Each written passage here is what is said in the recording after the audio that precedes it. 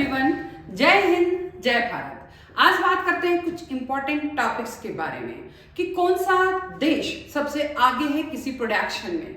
माना कि गेहूं के उत्पादन में कौन आगे है, कपास के उत्पादन में कौन आगे। कपास के उत्पादन में तो कंफर्म है, फोर्स विश्व में प्रथम स्थान भारत का है।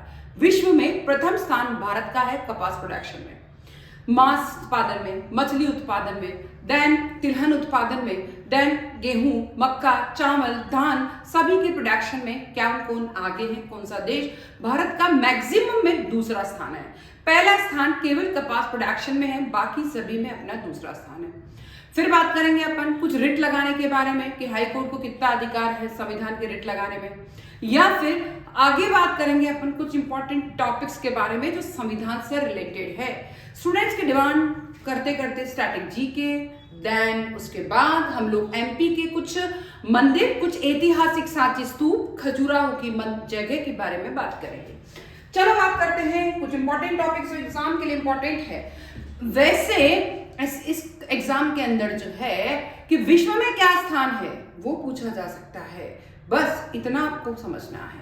यस, अब देखिए बात करते हैं प्रमुख कृषि उत्पादक देश विश्व के है गेहूं। गेहूं जो है, गेहूं के प्रोडक्शन के अंदर बात करते हैं। गेहूं के प्रोडक्शन में विश्व का सबसे बड़ा गेहूं उत्पादक देश है चाइना। गेहूं का फर्स्ट स्थान चाइना है, भारत का दूसरा। गेहूं उत्पादन में चाइना फर्स्ट स्थान पे, भारत का दूसरा स्थान है और रूस का तीसरा स्थान है। दूसरा स्थान है गेहूं में भारत का, फर्स्ट चाइना। चावल के उत्पादन में चीन वापस विश्व का सबसे बड़ा चावल उत्पादक देश है और सेकंड नंबर पे वापस चावल में दूसरा स्थान है भारत का और तीसरा स्थान है इंडोनेशिया। यानी गेहूं और चावल दोनों में भारत का दूसरा स्थान है, चीन का फर्स्ट स्थान है। फिर बात करते हैं मक्का में। मक्का उत्पादन में अमेरिका फर्स्ट स्थान में। अमेरिका मक्का, अमेरिका मक्का, अमेरिका मक्का, इस तरीके से याद करना है। अमेरिका में मक्का उत्पादन फर्स्ट स्थान है विश्व में, दूसरा स्थान चीन का है और तीसरा स्थान है ब्राजील का। भारत कहीं नहीं अड़ता है, ठीक है। गन्ना उत्पादन में ब्राजील का विश्व का सबसे बड़ा गन्ना उत्पादक देश है ब्राजील। सेकंड स्थान पर है भारत और तीसरे स्थान पर है चाइना। देखिए गन्ने में भारत का दूसरा और गन्ने के उत्पादन में चाइना हमसे पीछे है, ठीक है। कपास वेरी वेरी इंपॉर्टेंट, विश्व का सबसे बड़ा उत्पादक देश है भारत कपास प्रोडक्शन में और चाइना दूसरे स्थान पर है और अमेरिका तीसरे स्थान पर है। तो कपास प्रोडक्शन में भारत का पहला स्थान है। चाय उत्पादन में चीन विश्व का सबसे बड़ा चाय उत्पादक देश है चाइना, देन भारत दूसरे स्थान पर है। विश्व में चाइना चाय, चाइना चाय, अमेरिका मक्का, ऐसे याद करना है। तो भारत दूसरे स्थान पर है, केन्या तीसरे स्थान पर। कॉफी प्रोडक्शन में ब्राजील विश्व का सबसे बड़ा कॉफी उत्पादक देश है, सेकंड नंबर पर वियतनाम है और थर्ड नंबर पर कोलंबिया है। फिर इस तरीके से फिर बात करते हैं तिलहन में। अमेरिका प्रमुख सोयाबीन उत्पादक फोर्थ स्थान पर विश्व में, देन ब्राजील सेकंड स्थान पर है और अर्जेंटीना क्या है, थर्ड स्थान पे है। फिर बात करते हैं आलू, पोटैटो। चीन विश्व का सबसे बड़ा आलू उत्पादक देश है, यानी चीन ने भरमार कर रखी है। चीन आलू का फर्स्ट प्रोडक्टिव देश है और भारत दूसरे स्थान पर है, तीसरे स्थान पर रूस है। फल फ्रूट्स उत्पादक में फिर चीन हमसे आगे है। फ्रूट्स उत्पादन में चीन पहले स्थान पर है, दूसरे स्थान भारत का है। फिर आता है दूध। दूध उत्पादन में जरूर कपास और दूध में फोर्थ स्थान पे है। तो विश्व में सबसे बड़ा उत्पादक देश है भारत, दूसरे स्थान पर अमेरिका और तीसरे स्थान पर है चाइना। देन मछली जो है मछली यानी चीन विश्व का सबसे बड़ा उत्पादक देश है और भारत दूसरे स्थान पर है। अंडे रोज खाओ भाई। चीन विश्व का सबसे बड़ा अंडा उत्पादक देश है, अमेरिका दूसरे स्थान पर है, भारत नहीं है। मांस में कौन है, हम तो हो ही नहीं सकते। मांस में भी चीन है, वो जो है चीन तो जिंदा चीजों को भी खा सकता है, तो इसलिए चीन पहले स्थान पर है, अमेरिका दूसरे स्थान पर, ब्राजील तीसरे स्थान पर। अब बात करते हैं कुछ इंपॉर्टेंट सांची का स्तूप जो हमारे हिस्टोरिकल प्लेस है। सांची का स्तूप मध्य प्रदेश में है। सांची का स्तूप और क्या क्या बताता है, भारत के मध्य प्रदेश राज्य के रायसेन जिले में सांची नगर के पास एक पहाड़ी स्थित एक छोटा सा गांव है। क्या है, सांची भारत के मध्य प्रदेश में एक पहाड़ी पर सांची गांव है। सांची के स्तूप का निर्माण मूलतः सम्राट अशोक महान ने तीसरी शताब्दी ईस्वी पूर्व में करवाया था। अशोक महान ने करवाया था तीसरी शताब्दी ईस्वी पूर्व में। इस अद्भुत लैंडमार्क को 1989 में सांची के स्तूप को 1989 में यूनेस्को की धरोहर के रूप में जो है नामित किया गया। भीमबेटका की गुफाएं अब आती है, ये भारत के मध्य प्रदेश प्रांत के रायसेन जिले में स्थित है। ये भी मध्य प्रदेश में है। भीमबेटका की गुफाएं भारत के मध्य प्रदेश में है। और भीमबेटका शिलाश्रय तथा उसमें उपलब्ध शिला चित्रों की खोज प्रसिद्ध शास्त्री स्वर्गीय डॉक्टर विष्णु श्रीधर वाकांकर करने की खोज आता है। उन्होंने स्थल की खोज 1957-58 में करी है। भीमबेटका की गुफाएं की 1957-58 में हुई है। इसे 2003 में यूनेस्को ने फिर अपनी विश्व विरासत सूची में घोषित किया। खजुराहो मंदिर वेरी फेमस, यहाँ मध्य प्रदेश राज्य के छतरपुर जिले में, मध्य प्रदेश राज्य के छतरपुर में खजुराहो जो अपने प्राचीन और मध्यकालीन मंदिर के लिए विश्वविख्यात है। ठीक है, खजुराहो को प्राचीन काल में खजूरपुरा और खजूर वाहिका के नाम से भी जाना जाता था।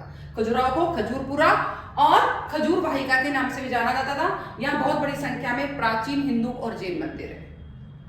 फिर आता है खजुराहो मंदिर 10वीं शताब्दी में चंदेल राजाओं ने नागर वास्तुकला के तहत बनवाया था। इसे 1986 में विश्व धरोहर सूची में फिर शामिल कर लिया गया। कुल मिलाकर विश्व धरोहर की सूची में जो शामिल है उनको अपन गिन रहे हैं। 86 में इसको ये भी विश्व धरोहर में शामिल है, भीमबेटका भी इसमें शामिल है और सांची स्तूप भी इसमें शामिल है। यूनेस्को में सांची स्तूप है। मेहर भारत के मध्य प्रदेश, ये भी मध्य प्रदेश का है, राज्य सतना जिले में स्थित एक नगर है। ये एक हिंदू धर्म स्थित है। मेहर में त्रिकुट पर्वत की ऊंची पहाड़ियों के ऊपर शारदा देवी का मंदिर है, जो शहर के मध्य से लगभग 5 किलोमीटर ऊपर है। 5 किलोमीटर ऊपर मध्य प्रदेश की संगीत राजधानी मेहर को कहा जाता है। मध्य प्रदेश की संगीत की राजधानी मेहर है। फिर आता है पीथमपुर, भारत के मध्य प्रदेश राज्य के धार जिले में एक औद्योगिक नगर है पीथमपुर। मध्य प्रदेश के धार जिले में स्थित पीथमपुर को मध्य प्रदेश का डेट्रॉइट कहा जाता है। मध्य प्रदेश का क्या कहा जाता है? डेट्रॉइट कहा जाता है, क्योंकि यहाँ बड़ी संख्या में निर्माण उद्योग स्थित है। इसे एक विशेष आर्थिक क्षेत्र SEZ के रूप में भी घोषित किया गया है। SEZ के रूप में घोषित किया गया है किसको? पीथमपुर को, क्योंकि ये इंडस्ट्रियल एरिया है धार जिले में। भेड़ाघाट भारत के मध्य प्रदेश राज्य के जबलपुर जिले में स्थित एक नगर है भेड़ाघाट। ये जिले के मुख्यालय जबलपुर से लगभग 20 किलोमीटर दूर नर्मदा नदी के किनारे बसा हुआ है। ये नर्मदा नदी के किनारे बसा हुआ है और जिले के मध्य प्रदेश के राज्य जबलपुर जिले में है। और ये पर्यटक स्थल है। यहाँ धुआंधार जलप्रपात, नर्मदा नदी के साथ से संगमरमर की चट्टानें, 64 योगिनी मंदिर प्रमुख आकर्षण केंद्र है। बरहुत भारत के मध्य प्रदेश राज्य में सतना जिले में है। ये गांव है जो अपने प्राचीन बौद्ध स्तूप, कलाकृतियां और अन्य पुरातात्विक वस्तुओं से प्रसिद्ध है। फिर आता है यहाँ बौद्ध स्तूप के भग्नावशेष प्राप्त हुए हैं, जिसका निर्माण सम्राट अशोक के काल में हुआ था। अलेक्जेंडर कनिंघम ने सर्वप्रथम 1873 ईस्वी में इस स्थल का पता लगाया था। देखिए क्या नाम है? बरहुत। ये क्या है? मध्य प्रदेश के सतना जिले में है और ये यहाँ पे बौद्ध कलाकृतियां हैं। फिर है बावन गजा मध्य प्रदेश के बड़वानी जिले में। बावन बड़वानी सब मध्य प्रदेश में ही है। सिद्ध प्रसिद्ध जैन तीर्थ है बावन गजा जैन तीर्थ है बावन गजा। यहाँ का मुख्य आकर्षण पहाड़ से काटकर निर्मित प्रथम तीर्थंकर ऋषभ देव की विशाल प्रतिमा है। यहाँ पे जैन तीर्थंकर ऋषभ देव की विशाल प्रतिमा है। 72 फीट ऊंची प्रतिमा है। 12वीं शताब्दी में इसका निर्माण हुआ था। यह बड़वानी से 8 किलोमीटर की दूरी पर सतपुड़ा की पर्वत श्रृंखला में है और मनोरंजन का अत्यंत साधन है। इटारसी, यहाँ मध्य प्रदेश के होशंगाबाद जिला, मध्य प्रदेश का होशंगाबाद जिला, ये भारत के महत्वपूर्ण रेलवे स्टेशन में एक है। इटारसी पश्चिमी रेलवे जोन के अंतर्गत आता है। यहाँ पर प्रतिदिन 300 से अधिक ट्रेनें गुजरती है इटारसी। ओरछा बहुत ही प्रसिद्ध है। ओरछा भारत के मध्य प्रदेश राज्य के निवाड़ी जिले में एक ऐतिहासिक नगर है। इसकी स्थापना रुद्र प्रताप सिंह बुंदेला ने करी थी।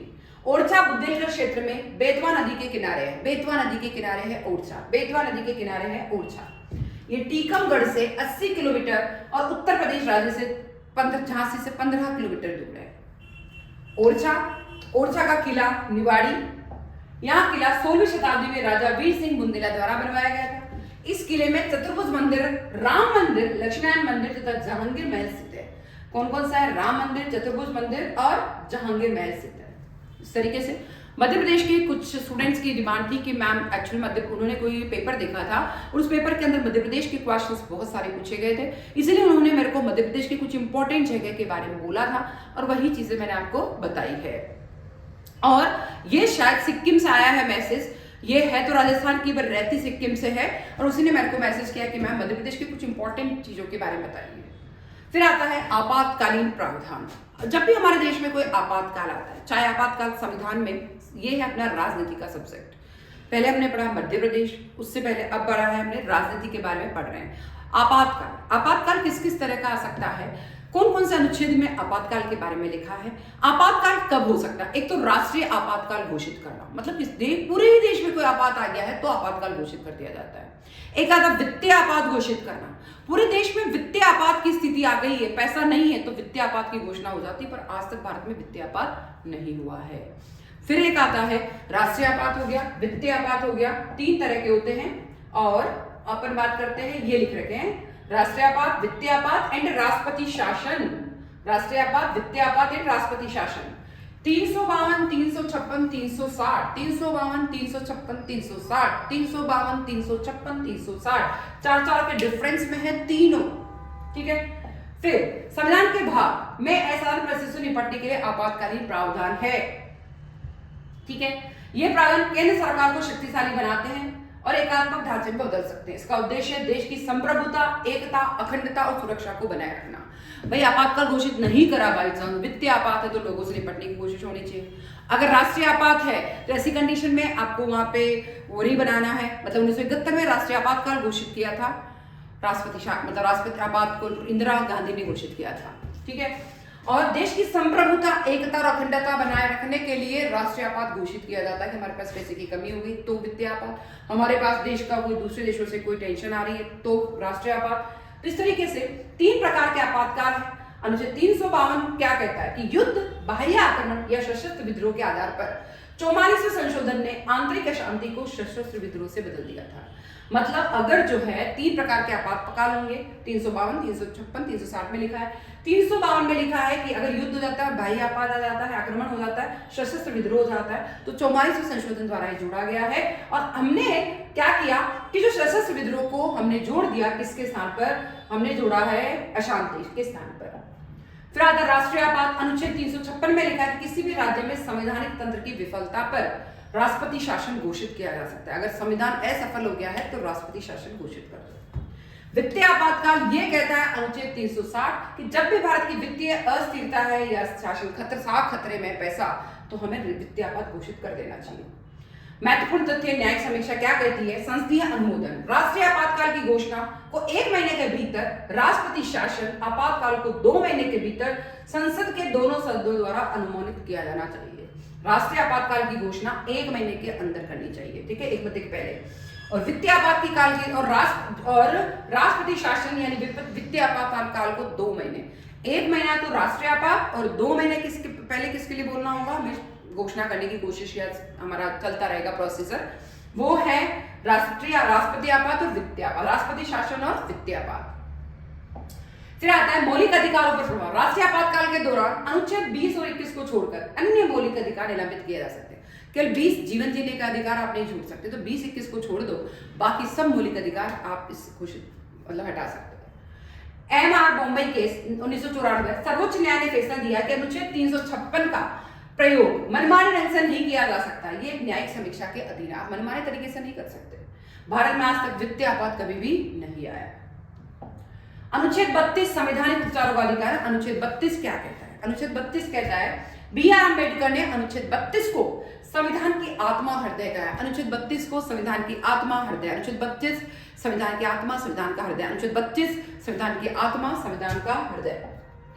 ये स्वयं एक मौलिक अधिकार है जो अन्य मौलिक अधिकारों को प्रवर्तन करता है। इसके तहत मौलिक अधिकार के उल्लंघन पर कोई भी नागरिक सीधे सर्वोच्च न्यायालय जा सकता है। अगर किसी ने किसी का मौलिक अधिकार छीना है, सीधा सीधा सुप्रीम कोर्ट जा सकता है। ये 32 में लिखा है। 5 प्रकार की रिट हुई आज तक, वो कौन कौन सी है वो तो लोग पहले पढ़ लेते हैं, आज तक नहीं, मतलब 5 तरह की होती है। बंदी प्रत्यक्षीकरण, ये क्या होता है कि अवैध हिरासत के विरुद्ध अगर किसी ने किसी को जबरदस्ती पकड़ लिया है और उसको जेल में डाला है तो उसके विरुद्ध ये रिट लगाई जा सकती है। परमादेश, हम आदेश देते हैं किसी सार्वजनिक अधिकारी को उसके कर्तव्य का पालन करने के लिए। ये क्या है कि उसको कोई भी जो अधिकारी, गवर्नमेंट अधिकारी है, अगर वो अपने कर्तव्य का पालन नहीं कर रहा है तो उसको आदेश दिया जा सकता है। ये फिर है प्रतिषेध, किसी निचली अदालत को उसके अधिकार से क्षेत्र से बाहर काम करने से रोकना। अगर कोई निचला कोर्ट है और अधिकार क्षेत्र से बाहर काम कर रहा है तो उसके विरुद्ध भी रिट हो सकती है। उत्प्रेषण, किसी निचली अदालत से मामले को उच्च अदालत में स्थानांतरित करना। अगर कोई निचली अदालत में चल रहा है तो उसको उच्च वाली अदालत में भेजा जा सकता है। अधिकार परीक्षा, किस अधिकार से किसी व्यक्ति के सार्वजनिक पद पर दावे की वैधता की जांच करना। अगर वह सार्वजनिक, क्या लिखा है, किसी व्यक्ति के सार्वजनिक पद पर दावा कि भाई वह सार्वजनिक पद पर है तो उसकी वैधता है या नहीं है, उसकी टेस्टिंग के लिए है। महत्व तुलना, अनुच्छेद 224 के 26 के तहत उच्च न्यायालय को भी रिट जारी करने की शक्ति है और उनका अधिकार क्षेत्र व्यापक है। वे कानूनी अधिकारों के लिए भी रिट जारी कर सकते हैं। रिट का मतलब है कि मतलब अगर छोटा न्यायालय सही तरीके से काम नहीं कर रहा है, कोई जो है गवर्नमेंट कर्मचारी सही तरीके से काम नहीं कर रहा है, अगर किसी का मौलिक अधिकार छीना है, उन सब के लिए। अनुच्छेद 359 के तहत राष्ट्रीय आपातकाल के दौरान राष्ट्रपति अनुच्छेद 32 को निलंबित कर सकता है, लेकिन अनुच्छेद 20 और 21 द्वारा प्रदत्त अधिकारों को नहीं। वो अनुच्छेद 32 को जीवन देने का अधिकार नहीं छीना जा सकता है। राष्ट्रपति जब आपातकाल घोषित कर देता है तो ऐसी कंडीशन में 32 को निलंबित होगा, पर आपका जीवन जीने का अधिकार कभी खत्म नहीं होगा, 20 और 21 रहेगा। ये मूल संरचना का हिस्सा है, इसलिए इन्होंने संशोधित नहीं किया जा सकता है। 32 को कभी संशोधित नहीं होगा। इस तरीके से आज की क्लास बहुत इंपॉर्टेंट थी और है, हमेशा रहेगी। आप क्लास में एग्जाम में जाने से पहले 3 बार जरूर पढ़ के आए, ऑडियो सिस्टम पे सुन लें, तभी मेरा जीके जीएस आपके लिए क्लियर हो जाएगा। मैं फिर आऊंगी, जल्दी आऊंगी। जय हिंद, जय भारत, जय कॉन्स्टिट्यूशन, जय संविधान।